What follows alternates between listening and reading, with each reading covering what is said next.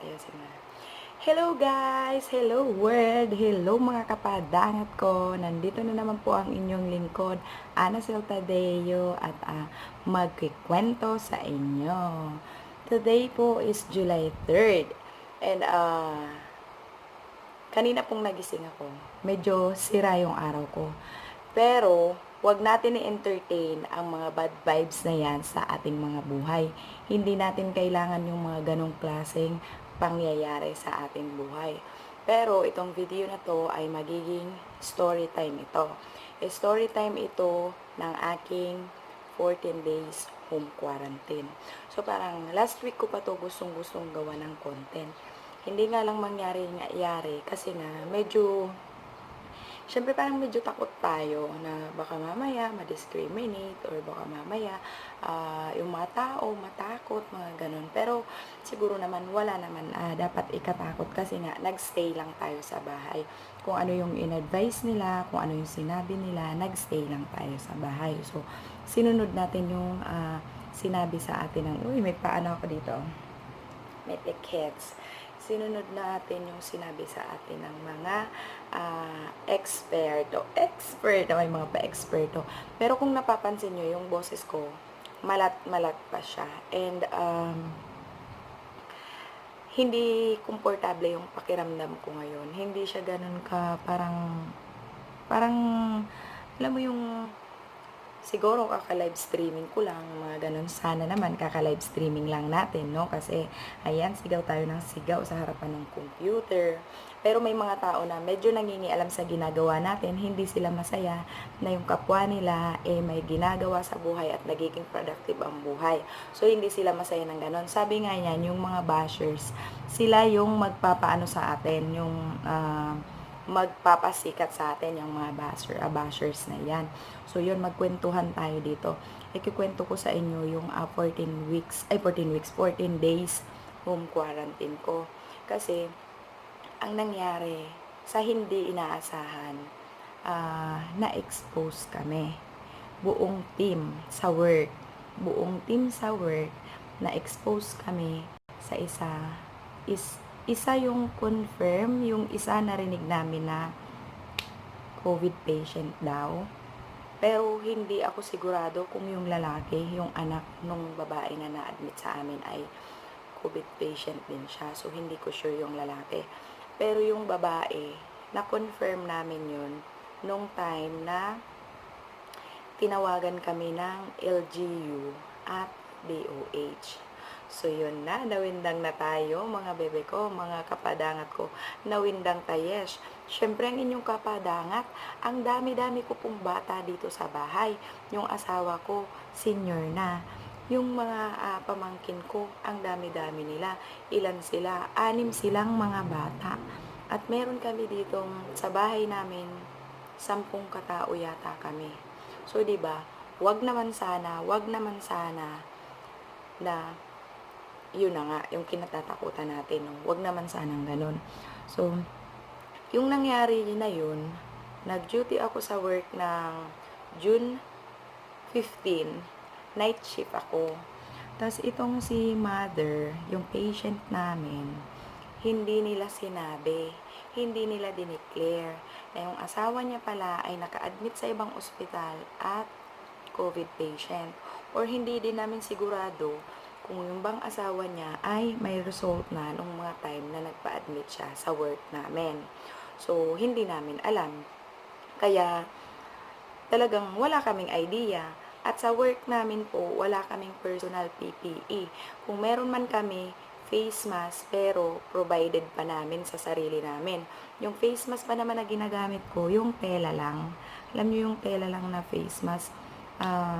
Ipakita ko sa inyo yung aking ginagamit sa work na face mask. Kaya, sandali.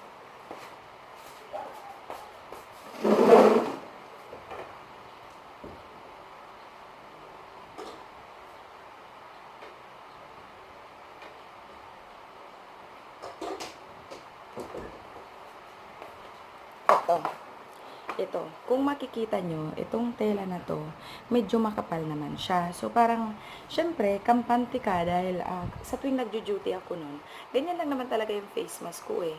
At, wala nga sa sa'ming binibigay na mga surgical mask ganyan sa trabaho. So, wala. Kaya gano'n lang talaga yung face mask namin. Minsan, kapagka paminsan-minsan may mga mababait nagbibigay ng face mask. So, yun nagagamit kami. Pero normally talaga gano'n lang yung face mask na nagagamit ko. At wala ding binigay sa aking face shields. Yung face shields ko, in-improvise namin na ginawa ng asawa ko, yung cover ng helmet niya, ginawa ng ate ko, nilagyan niya ng foam dun sa tapos yun yung dinala ko sa work. Dahil nga kampante naman kami, kasi sobrang liit lang naman ng ospital na pinapasukan ko, kampante kami na wala namang mapupunta sa aming may COVID. So, hindi namin sinusuot hindi ko sinuot yung face shields ko, at gano'n na rin yata yung mga ka-work ko. Tapos, ah, na lang, ang nangyari, 'di ba na-expose ako sa kanya ng 15 night shift at 18 night shift din. So parang na-discharge yata siya or naghama yata siya. Umuwi siya sa kagustuhan niya ng 19 yata yon, June 19. So umuwi siya ng ganun. Pero hindi siya yata dumiretsyong umuwi. Nagpa-admit siya sa isang public hospital. At nung nagpa-admit siya sa isang public hospital, doon nalaman na confirm siya. Confirm siya ng COVID-19. So, ito na nga, nawindang na kami. Windang match na kaming mga nandun sa trabaho. Kasi nga, syempre naman, nahawakan mo. Ako pa naman, dahil yung talagang trabaho namin is monitoring, vital signs monitoring. So, talagang every now and then, pupunta ka dun sa pasyente, pupunta ka sa room nila nang wala kang personal protective equipment. So, face mask lang, tapos tela pa, yung ganun. Dahil nga hindi mo naman alam, hindi rin nila dineclare na rapid test positive pala sila. Hindi rin nila dineclare yon. So, paalala po sa lahat ng, para po sa lahat ito, kung may rapid test po kayo at positive kayo, pakiusap po, sabihin nyo po sa ospital kung magpapa-admit kayo, para naman po yung mga tao ay makapag-proteksyon sa sarili nila. Kasi ito pong sakit na ito ay hindi po ito biro. Ayun na nga, ganun yung nangyari sa amin. Siyempre, sobrang takot ka, kinabahan ka, yung tipong hindi mo alam kung anong gagawin mo, kasi sabihin na nating hindi ka naman mahawa, pero kasi malaki yung chance.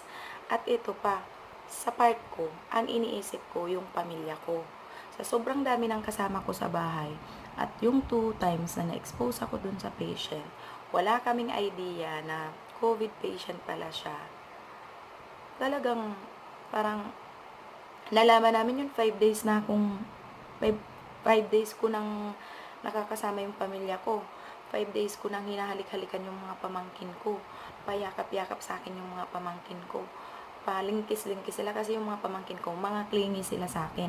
Ang nangyayari lang yan, mag-aaway pa kami kapag pauwi ako ng bahay or bago ako umalis ng bahay, bibilinan ko pa rin sila. Mga kids, huwag kayong lalapit kay tita kapag galing sa work si tita, kasi nga, kailangan muna ni titang mag-change ng damit, maligo, uminom ng hot water or anything hot dyan sa kusina. Iinom muna si tita ng ganun bago lumalapit yung mga kids or bago ko sila pinapalapit. So, sa ganung paraan, kampante ako. Kampante kami. 'Di ba? At tapos biglang, after 5 days, doon nga namin nalaman na confirmed COVID patient yung naging pasyente namin, at dapat papasok pa ako nung araw na tinawagan ako ng LGU. 21 yun. June 21, 2019.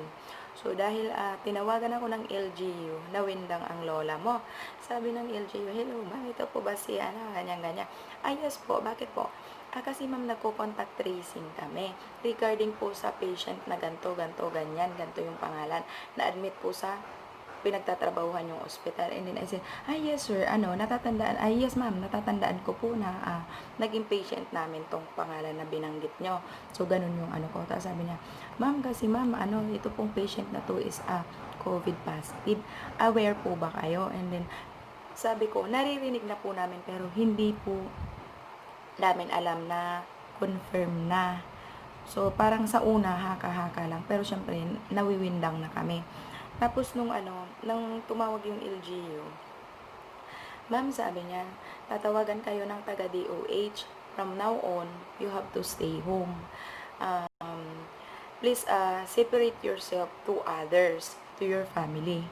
And then I said, how can I separate myself to my family? I already exposed my families to me. Kasi, 5 days na po. 5 days na po yung nakakaraan nung first contact ko sa patient. So, nung mga 5 days na yun, parang nung tumawag siya, 2 days ago lang yan. 21 siya tumawag, 19 yata lumabas yung patient, at 18 duty pa ako, night shift. So, 2 times akong na-expose dito sa patient na to, nang ganun lang yung hindi namin alam, hindi sila nagsasabi. Ngayon, syempre, umiyak ako nun kasi syempre yung mga bata, tapos na-expose ka, parang nakakatakot yung tipong ganun. Talagang hindi mo maiwasan. Sabihin na natin, malakas yung loob mo, matibay ka, pero sa maniwala kayo sa hindi, walang taong matibay kapag pamilya na yung pinag-uusapan dito. So, parang ganun yung, ganun yung labas sa akin nun. Talagang, yung tipong galit ka sa nangyari, yung parang wala kang alam kung sino yung sisisihin mo. Kasi nga, siguro yung pasyente hindi rin nila alam. Oo nga, hindi lang po pala talaga siguro. Talagang yung pasyente hindi nila alam. Oo, may simptomas sila. Siguro, pero hindi nila yon in-expect. Ang mali lang nila, hindi nila sinabi dun sa ospital namin na nagpa-rapid na pala sila at positive sila sa rapid test. So, yun yung mali nila. At lahat ng tao dun sa ospital, buong team namin, in-expose nila sa kanilang mag-ina. Yun po yun. Tapos, eto na. Tinawagan ako ng LGU. Nakabihis na ako nun Nakabihis na ako kasi duty ko that night. And then, biglang, okay, sige, hindi na lang ako lalabas. Tinawagan ko yung work. Tinawagan po ako ng LGU, ganyan. May mga tinanong po sa akin. Tapos, sinagot ko po lahat ng tanong nila. At sabi po ng LGU, tatawagan ako ng DOH. And right after, matapos ang tawag sa akin ng LGU, tumawag ang DOH sa akin. DOH na nurse. So, itong si Ma'am DOH nurse, sabi niya sa akin, kinuha niya lahat ng details ko pala. Kinuha niya yung position ko sa ospital, kinuha niya yung address ko, tapos, yun nga, sinabihan niya ako na kung possible, ihiwalay ko yung sarili ko sa pamilya ko. Pero sabi ko, hindi posible yun dahil 5 araw nang nakakaraan at na-expose ko na yung pamilya ko sa akin. So, hindi na posible na ihiwalay ko yung sarili ko. And so, sabi na lang nila, okay ma'am, the next day po, tatawagan ka namin from DOH. Ifo-forward ko po dyan sa nasasakupan yung barangay kung saan kayo nakatira. Ifo-forward ko po dyan ang details mo, ang information mo. So, para po tomorrow morning, tatawagan po kita ulit or tatawagan ka po ng taga-barangay para i-monitor. So, ang nangyari, umasa naman ako, umasa si ate girl. So, umasa ako na pupunta sila dito sa bahay. At sa kasamaang palad, natapos yung 14 days ko, wala namang pumunta. Nag-antay ako ng nag-antay dito. Pero yung buong 14 days na yun, yung ROD namin, yung doktora namin sa trabaho, gumawa siya ng group chat. Yung group chat na yun, doon namin i-monitor yung bawat isa. So, kami mismo sa mga sarili namin, i-monitor namin yung mga sarili namin kung meron ba kaming na-develop na any symptoms. So, yun. Kung meron kayong mga naramdaman na konting naramdaman doon sa team namin, sabihin lang namin doon sa group chat at mag-a-advise yung doktor namin kung ano yung pwede namin gawin. So, ito na nga. Doon sa mga times na yun, sa mga days na yun na naka-quarantine kami, may mga times na sumasakit-sakit yung aking lalamunan. Paminsan-minsan, sumasakit-sakit siya. Pero dahil nga kasi nagla-live streaming ako, iniinda ko lang. Kasi nga ang sabi ko, baka dahil kaka-live streaming ko, kakasigaw ko. So, ininda ko lang siya, hinayaan ko lang siya. Tapos, nag-double dose na ako ng vitamins, sobrang dami ako mag-inom ng water, nag-ginger tea, nag-hot water with salt, mga ganun, lahat na ginagawa ko sa bahay. So, parang lahat ng iniinom ko na water, warm or hot. So, ganun talaga yung ginagawa ko. Kasi syempre, na-expose ka, hindi mo alam. Sabihin na natin na siguro malakas yung resistensya mo, pero hindi mo mawawala sa sarili mo na hindi ka matatakot, di ba? At yun na nga, nung nalaman namin na confirm na nga pala yung COVID patient na yun, nawindang ang lahat sa trabaho, yung buong team. So, nagpatawag ngayon, itong may-ari ng ospital na pinagtatrabahuhan ko, nag-order ng testing kits. So, nag-order sila ng testing kits. Sinagot naman po nila yung rapid test namin. Yung rapid test po namin, ang gumawa sa amin is yung medtech din po dun sa ospital namin. And binayaran nga ng ospital yung rapid test. So far naman, nung nag-rapid test kaming lahat, buong team sa trabaho, lahat naman po kami negative. Pero kahit na negative kami dun sa rapid test, kahit na nag-negative kaming lahat dun, syempre, hindi mo pa rin mawawala sa sarili mo na kapag may naramdaman ka, mapaparanoid ka. So, yun nga. Yung tipong iwasan natin maging praning kasi minsan talaga masama din sa atin ang pagiging praning. Pero kadalasan kasi hindi natin magawa. Yung tipong ang bilis-bilis natin sabihin, iiwasan natin, ay hindi ako magiging praning. Pero at the end of the day, yung pa rin yung nararamdaman natin, lalo na kung meron tayong mga chikiting at meron tayong pamilya sa bahay na nagkakasakit na rin. So, ito na. Nung tinawagan ako ng POH, sabi nila may pupunta, magmumonitor. Pero nakiusap naman ako na baka naman po, bigla-bigla, may mobile na dumating dyan sa labas ng bahay namin at pipick upin ako, no? Ayoko naman ng ganun. Ayoko namang maiskandalo yung bahay namin. Ayoko namang maiskandalo yung mga bata dito. At yung asawa ko din, medyo may edad na. So, ayoko maiskandalo ang lahat ng tao dito sa bahay. At lalong-lalo na yung mga kapitbahay ko. Ayoko namang mangyari sa akin yun. So, mali namang usapan namin na ma'am nurse sa DOH na hindi naman po namin gagawin yun, ma'am. Ang gagawin lang po namin is i-monitor ka. Kaya po i-forward ko dun sa barangay yung information mo para ma-monitor ka nila. And sa kasamaang palad, ni isa sa buong 2 weeks, walang pumuntang taga-barangay center dito sa bahay. So, nung tapos na yung home quarantine ko, natapos ako nung July 1st. Nung tapos na yung buong home quarantine ko, sabi ko, at tumawag ako. Ay, tinanong ko muna pala nung July 30, tinanong ko yung doktora namin, hindi po pumunta yung dito, nagmo-monitor, ganyan. Sabi niya, hayaan mo na lang, tawagan mo sila. So, tinawagan ko sila, no? Tinawagan ko yung DOH. Sabi ng DOH, i-send niya na lang sa akin yung certification kasi after mo ng 14 days home quarantine, bibigyan ka nila ng certification para maklarify na clear ka, COVID-free ka, ganyan. Pero ano yung magpapatunay sa kanila na okay ka? Hindi naman sila nag-monitor, 'di ba? So, nandun na tayo. Hindi sila nag-monitor, hindi sila nagpunta dito. Kung baga, ako sa sarili ko, minonitor ko yung sarili ko. May mga paminsan-minsan na sumasakit yung lalamunan natin, pero paminsan-minsan lang din naman yun. May sabit, pero paminsan-minsan. Walang ubo, hindi nilagnat, walang ganon. So, ito na. Kampante tayo na okay lang tayo. And, yun. Nung time na niremind ko pala si DOH about dun sa monitoring na wala ditong pumunta, may nag-text sa akin ngayon, nag-text at taga-barangay center. Ang sabi ng barangay center, ma'am, pwede po ba kayong tumawag? So, right away, pagka-receive ko ng text na yun, tumawag ako. Tapos yun, kinausap ko, no? At itong si ate barangay, parang, alam mo yung pinamukha niya na ako pa yung may mali at hindi nila ako na-monitor at hindi nila ako minonitor, parang ganon. Sabi niya sa akin, hello ma'am, kumusta na kayo? Magaling na ba kayo? Ganyan. Yung pagtanong niya na hindi niya naman alam kung anong nangyari or hindi naman sila nag-monitor dito. And sabi ko sa kanya, ma'am, ever since naman po, hindi naman ako nagkasakit. Hindi ako nagkalagnat. Lahat ng pwedeng sintomas, wala naman akong naramdaman gano'n. So, paano nyo sasabihin kung okay na ba ako o kung magaling na ba ako? Hello, ma'am. Nag-home quarantine lang po ako kasi na-expose po ako sa COVID patient. And, yun na nga, dapat po ay yun yung gagawin nila, i-monitor nila kung hindi sila pumunta dito, kahit man lang sana nag-call na lang sila kung kung takot sila, kasi nga syempre kahit sino naman matatakot, kahit ako naman, 'di ba? Kung ako din yung nasa sitwasyon nila. So naintindihan ko yung part nila na yun.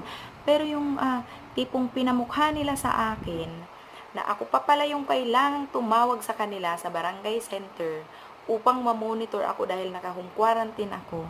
Wow! Ang galing-galing. So parang nabigla naman ako doon. Nabigla ako ng very very slight. Yun, nagtaka ako.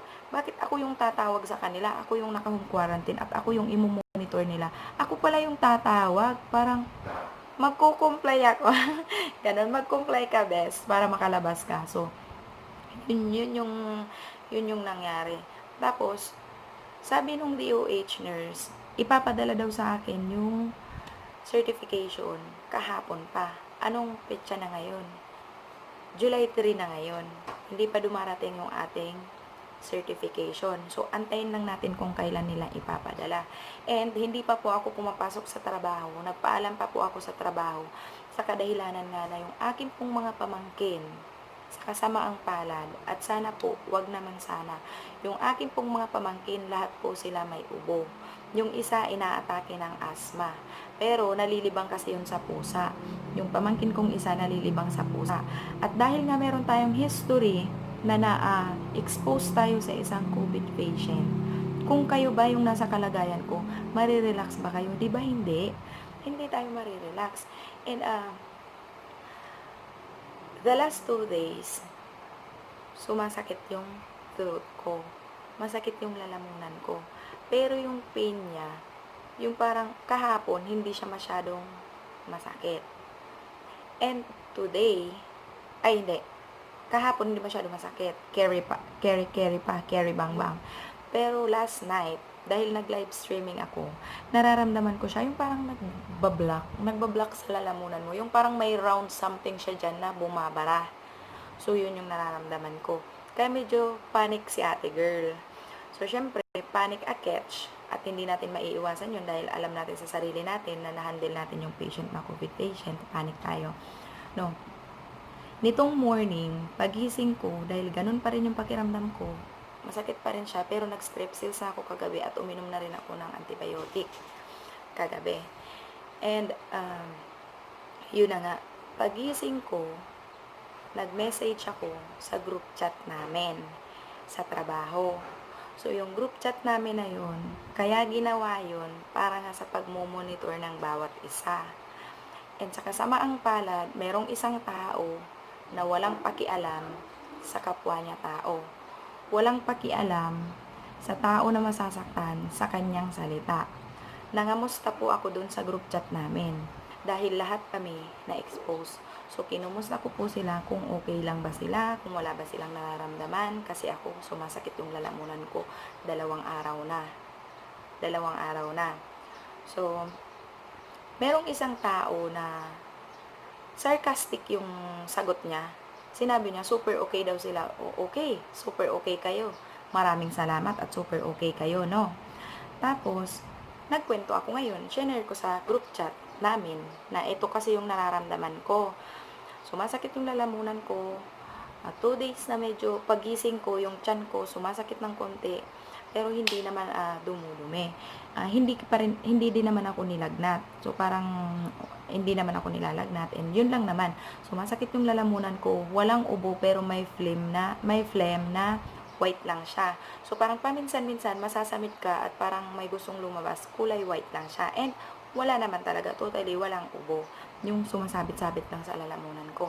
And sana lang itong sumasabit-sabit sa lalamunan ko na to ay dahil lang dun sa ating pagla-live streaming. Kasi kapag nagla-live streaming ako sa ating YT, napakaingay ko, malakas yung boses ko. O ito na nga, speaking YT, nandito na rin tayo sa YT. Ito ngang isang ate girl na katrabaho natin na sobrang sarcastic niya, pinakialaman niya ang buhay ng inyong kapadangat. Ang sabi niya, ako lang daw ang makakagamot sa lalamunan ko. 'Di ba? Kung para sa inyo na mga nanonood, sa palagay nyo, maganda ba pakinggan yun? Yung tipong, iba yung pakiramdam mo, nangangamusta ka lang, tapos yung isasagot sa'yo ng isang tao ay sobrang sarcastic. 'Di ba? Tapos sabi niya, sa kaka-LS mo lang yan, sa kaka-YT mo lang yan. Yung tipong, hello ate girl, kailan pa kita binigyan ng karapatan para paghimasukan ang buhay ko. Kaya ako nag-share dito sa ating group chat ng aking nararamdaman kasi kaya ginawa ang ating group chat para i-monitor natin yung mga sarili natin, yung bawat isa. Sabihin natin sa bawat isa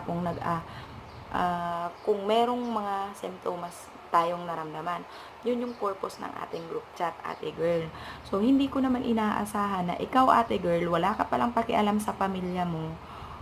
Hindi mo pala iniisip yun. So, kung hindi ka napapraning, ikaw na ate girl, ang hindi napapraning. Ito kasi, ako kasi, sobrang dami ko ng bata dito at may mga ubo sila, may mga sipon sila. Talagang magpapanik ako. Talagang mag-aalala ako o matatakot ako o kung sabihin na nating paranoid. Sabihin na nating tama yung sinabi nyo, paranoid.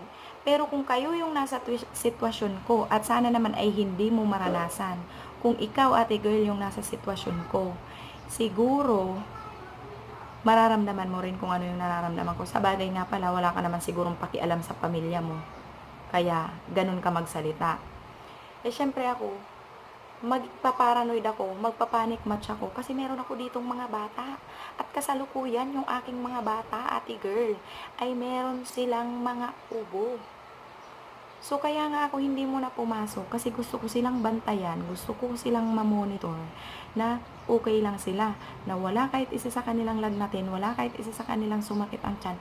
Ngunit sa kasamaang palad, isa sa mga pamangkin ko ay sumasakit na yung tiyan. Kaya ayokong gawa ng content tong ating home quarantine pero ito na yun. Siguro ito na yung time na para nga gawan natin to ng content. So, sana po, pakiusap ko po sa lahat po ng nanonood nito, sa lahat po ng lahat po ng nandito ngayon at pinapanood ito, pakiusap po kung kayo po ay may mga masasamang nararamdaman at kung kayo po ay nagpa-rapid testing na at positive po kayo, pakiusap ko po sa inyong lahat kapag pumunta po kayo ng ospital, magsabi po kayo ng totoo. Dahil katulad dito sa nangyari namin, ang dami-daming pamilya na pwedeng madamay kung sakasakali. Sana naman po hindi. Sana naman po hindi mangyari.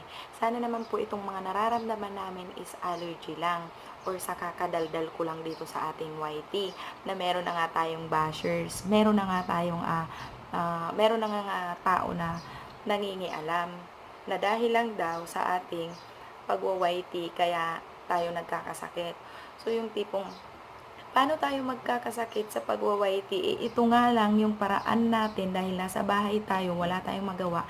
Ito yung paraan natin para maging productive yung araw natin, di ba? So parang ang makakaintindi lang dito sa sitwasyon ko yung kapwa ko YouTuber diyan, di ba? Yung mga nanonood diyan, maiintindihan niyo yung sitwasyon ko. Dahil nasa bahay lang tayo, anong gagawin natin, besh?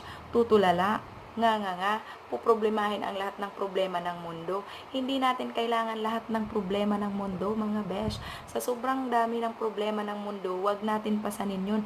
Hindi natin kakayanin. So, bakit hindi na lang natin libangin ang ating mga sarili sa pagwa-YT, maging masaya, kumain ng tama, uminom ng tamang vitamins, makipagbanding sa pamilya. Yun ang gawin natin dahil nasa bahay lang tayo.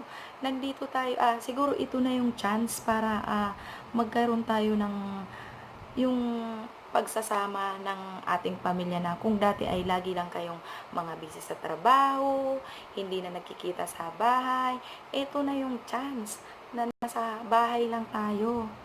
Wala tayong ibang pwedeng gawin kundi ang makipagbanding sa ating pamilya. Maging masaya ang ating pamilya. Ibigay natin ang lahat ng banding na kailangan ng ating pamilya. Yun yung ibig kong sabihin. So yung tipong ako kasi sobrang lapit ko talaga sa pamilya ko. Hindi ko kayang mabuhay nang wala ang pamilya ko sa katabi ko. So yung tipong parang walang halaga yung buhay ko kung wala akong pamilya. Kaya ang pamilya ko po talaga ang talagang yung inspirasyon ko sa lahat ng mga naabot ko o aabutin ko pa sa buhay ko. Lahat ng yan ay kasama ko ang aking pamilya. So, ayun. pinapahalaga. So, yung pagpapahalaga ko talaga sa pamilya ko, grabe. Hindi talaga yun matutumbasan ng kahit na ano. Yung tipong kahit simpleng-simple lang yung buhay natin, basta kasama natin yung pamilya natin. Yung tuwa, alam mo yung tuwa, yung saya na ibinibigay sa atin ng ating mga pamangkin, ng ating pamilya, ng ating mga kapatid. Iba eh. Iba yung tawanan nyo, iba yung kwentuhan nyo. Yung tipong kaya nga ako paos na paos. Kasi kapag nagkwentuhan kami, kapag nandyan kami sa lamesa, grabe mga best, ang iingay namin. Sobrang dami namin dito sa bahay. Kapag nagkwentuhan kami, nag-almusal kami, napakaingay po namin. Kaya yon guys, maraming salamat at sana naman wag nyo kong i-judge dito sa shinare ko sa inyo mga kapadangat ko. Ito po ay ang akin lamang experience ko po to sa aking trabaho. At sa kasalukuyan po, sana naman po ay maging okay tayo. Sana naman po ay itong ating sakit-sakit ng lalamunan ay dahil lang sa live streaming. Kasi po marami tayong pamangkin, marami tayong kasama dito sa ating bahay. So yun, maraming salamat sa panonood guys, and don't forget to subscribe po. Kung di pa kayo nakapag-subscribe sa aking channel, don't forget to subscribe. Hit the bell button down there, and ilagay sa all para naman mano-notify kayo kapag may bago akong upload. And share nyo na rin po itong ating video kung nagustuhan nyo po. I-share nyo na po sa inyong mga community dyan, sa inyong mga kaibigan dyan. I-share nyo na po itong ating video. And maraming salamat po. Comment down below din po pala yung kung ano po yung mga masasabi nyo dito sa aking mga i-share sa inyo, mga kapadangat ko. May pa-lipstick tayo ngayon kasi ayaw nating papasukin sa buhay natin yung mga bad vibes na nangyayari sa paligid natin, na mga nangyayari sa mga buhay-buhay natin. So, kaya may pa-red lipstick ang inyong kapadangan. Kaya yan. And smile match pa rin tayo dito. Naisipan ko lang gawin na tong content na to dahil 2 weeks na to, kating-kati na akong gawin tong content na to. Tapos yun, biglang nitong umaga, may nag-trigger na para talaga gawin ko na tong content na to. So, guys, sana po nagustuhan nyo itong ating palabas. Sana po nagustuhan nyo itong aking video. Like, share, comment, and subscribe. Thank you so much, guys. And see you on my next vlog. Bye!